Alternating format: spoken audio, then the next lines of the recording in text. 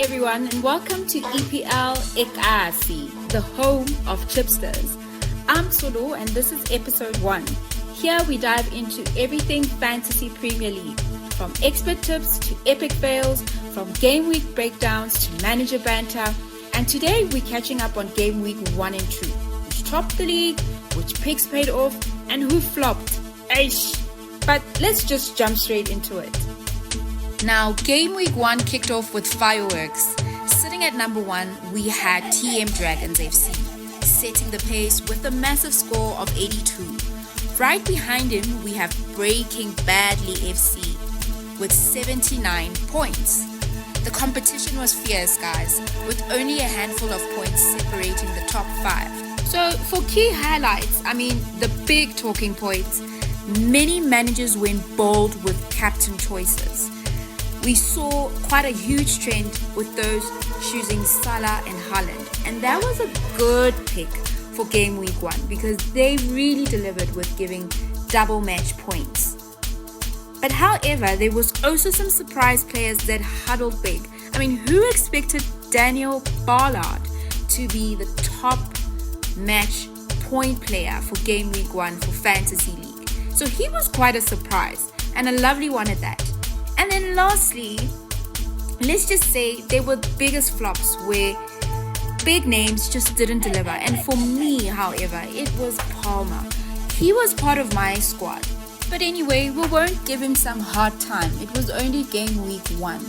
So I'm still in between as to do I still want to keep him in my squad or not. I've got a league title to win. Cash prize is on the stakes there. A football jersey of my choice is on the stake, and silverware. So Palmer, I don't know, but I think I'll give you another week or two, and if you're not delivering, unfortunately I'll take the risk and have to transfer you out. Now we're moving right along to Game Week 2 recap. So Game Week 2 is officially wrapped, and it's getting spicy in the league, guys. Like EPL eKasi is getting spicy. So we've got TM Dragons still holding firm at number 1, proving they're not here to play around. Then in second place, it's Breaking Badly, also rock solid, no movement there whatsoever. But things start to shift below that. We can see Teta Ball has trickled up to number 3 spot.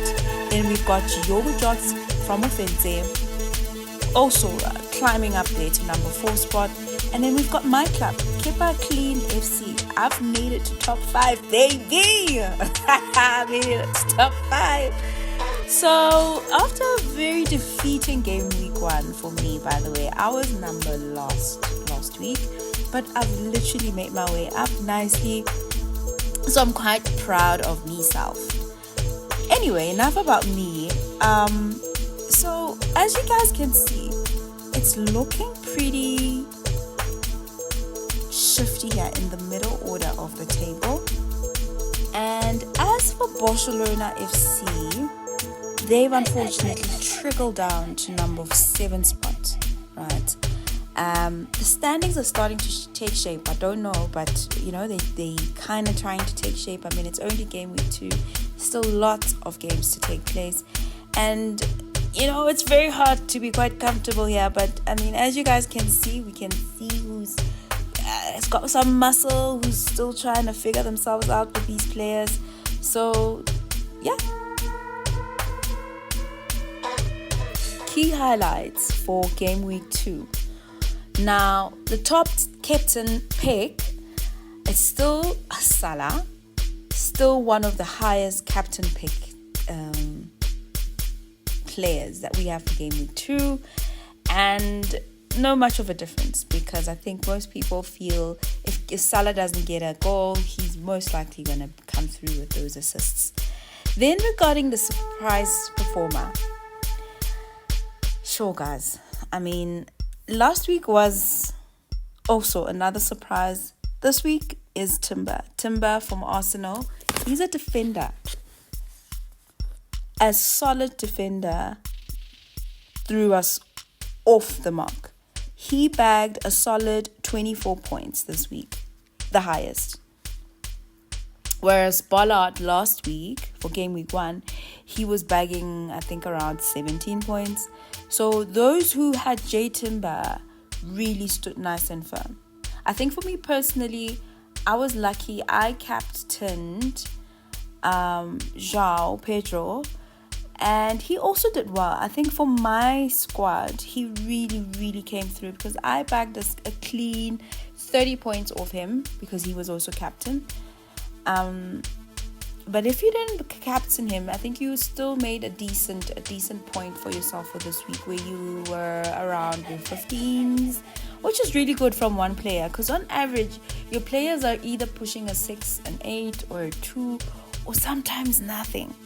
So yeah, anyway, surprise performer, definitely J Timber. And then when we move along to the biggest flop, I am so sorry, I'm gonna drag Bruno from Manchester United is the biggest flop. I think he's also part of my squad. He's dead weight. I am taking Bruno out. I cannot. He's hurt me too many times. I think I've given him too many choices and chances. I'm frustrated. I need him out. And let us know, guys, in the comment section, who was your biggest flop for your squad. It would be quite interesting to see. Then that's how game week 2 played out. Familiar names at the top, a few shake-ups in the middle, and some captaincy calls that separated the bold from the cautious ones. The question now is, can anyone knock TM Dragons off their perch heading into game week 3? Only time will tell. Chipsters, only time will tell. Before we roll the clips, quick context. Our managers bring real-life loyalties into the fantasy arena, but the FPL clubs are their own creations. Now, we've got Offense who bleeds Liverpool red, and he runs Diogo Jota FC in our league. Tabang, on the other hand, is City Blue through and through, and he's the mastermind behind Barcelona FC. We wanted to know, did those royalties shape their game week decisions, or did cold, hard numbers win? But first up, Offenso with Diogo Jota FC. Then we'll chat with Tabang from Barcelona FC. And in the comments, let us know. Are you Team Liverpool, Team City? And who do you support in the Premier League in this season? Should you not favor either or? Hi, and welcome, Ufenze, to the home of Chipsters. Seeing that you are one of the managers for EPL eKasi League, I've got a few questions to ask you. So the first one has to do with formation. Are you planning to go a classic 3-4-3, or are you thinking of a surprise setup? So here's my fantasy approach. I think I'll actually use a 3-4-3, or sometimes I'll use a 5-4-1, especially if the strikers aren't on form. Then I know that I'll make good points with my wing backs. I always have wing backs. That's my whole back line. I don't use centre backs, only wing backs. So wing backs are the key. So you're going aggressive at the back. I see your style. Now, question 2 regarding proven players versus new signings. Are you putting faith in proven Premier League players, or are you backing some new signings? With regards to proven players, I build my team off of proven players. So I'll have like a proven shot stopper. Well, normally I use a lower end goalkeeper because they face a lot of shots. Mo Salah will always be there. He'll be my captain forever. And then striker-wise, I don't believe in spending big on strikers because the striker's a striker, bro. So reliability over risk, sticking with proven talent. It does make sense for a strong foundation. I'll give you that. Now, for question 3 regarding short-term versus long-term, are you building for a strong game week 1, or you're already thinking long-term for the first 5 features? And then with regards to my approach to it, I normally do a 5-game stretch because, fixture-wise, you look at what's coming and then you pick the right players. Smart thinking. So you are balancing early points with a longer-term strategy. That basically marks a very calculated manager. Should I be scared, Offensive? Because we're basically in the same league and competing for the prize. But okay, last question. If you then had to predict your game week 1 points right now, what's your magic number? My points tally for game week 1, I think a 63 would be good. If I get an 80, it'd be awesome. Oh, wait. 60 to 80 points. That is a bold target. No wonder he racked up 57 points. Just almost hitting the mark. But thanks, Offensive, for breaking down your strategy with us. But of course, we couldn't stop there, guys. We also caught up with Tabang, a Man City fan, managing Barcelona FC. Hi, Tabang, and welcome to EPL eKasi, the home of Chipsters. And seeing that you are one of our managers for the EPL eKasi League, there's just a few questions that I would like us to run through you for the start of this season. Now, Barcelona FC, the name itself sounds like a tiki-taka and goals galore. I mean, is that the style you're bringing to the league this year? Hi everyone, this is Tabang, manager of Barcelona FC, and thank you to Tulofelo for having me on the podcast. First and foremost, I'm really excited to be back in the FPL and after a little break, just to share some thoughts on the new season. First question was in and around the naming of my club, which is Barcelona FC. Tulu did highlight that, the name itself does sounds like it's a tiki-taka and goals galore kind of a team, and if that's the kind of style I'm bringing to the league this year. And I'd like to say, most definitely, after taking a 2-year sabbatical from FPL, I just wanted to make a comeback that has a strong sense of identity and culture. I mean, the name Barcelona is a fusion of my surname, Boshomani, and also a tribute to Barcelona, one of the global powerhouses of football. I mean, the idea is all around dominance, tiki-taka, goals galore, as correctly identified. And I'd just like everyone to think about peak Barcelona or that Spain World Cup winning squad. And that's the spirit I'm really trying to bring into the league this season. That's a solid comeback story, Tabang. I like how the name carries both your personal touch and a footballing identity. Barcelona vibes with Boshomani roots, that's powerful. And hey, after 2 years off, bringing back that PK and Spain World Cup spirit back into FPL sounds dangerous for the rest of us. Now, let me ask you this. What's the one area you think other managers estimate in EPL, but you've built your squad around? I think for me, it wasn't really about positional sense, but it's more down to 2 areas, which is either bench depth or consistency. And both of which I think are crucial, but I just had to pick one. And I'd say in my case, I had to go for consistency, especially making sure that I've got penalty takers within my squad. And that's why my team is also built around 3 big hitters, which is Salah, Palmer, and Bruno. And then up top, I've also got Chris Wood, Gyökeres, and I'm hoping, Saka and Odegaard will also just kindly step aside when it comes to the spot kicks, just so that it can keep the scoreboard ticking when Gyökeres steps up. I mean, for me, it's all about having those steady sources of points coming in every game week, and that's just the strategy around it for me. Consistency. I like that.